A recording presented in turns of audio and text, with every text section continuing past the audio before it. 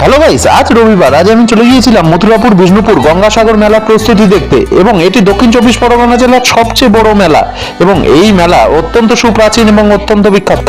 রাস্তায় এদিকে লাইটিং এর গেট তৈরি হয়ে মাইক বাজা শুরু হয়ে গেছে। আজকের থেকেই মেলার অফিসিয়াল ঘোষণা শুরু, গান বাজতে শুরু করেছে। রাস্তার ধারে বিভিন্ন দোকানপাটগুলোও কিন্তু প্রায় প্রস্তুতি সেরে ফেলেছে। চারিদিকে গেট থেকে শুরু করে দোকানপাটগুলো কিন্তু জোর কদমে প্রস্তুতি চলেছে নিজেদের গুছিয়ে নিতে।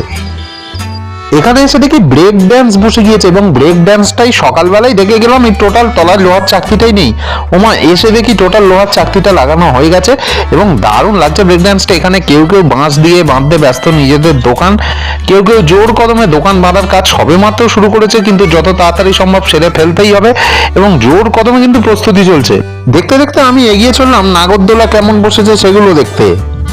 ভাবলে এইখানে এসে দেখি রেস্টুরেন্টগুলো জোর কদমে প্যান্ডেল করছে, তো দোকানপাটগুলো বসে গেছে। আমার মিনি ব্লগ আমি আরো বানাতে থাকি, তোমরা ভিডিওটা লাইক করতে থাকো যাতে অনেক অনেক আনন্দ পাও। আপাতত টাটা।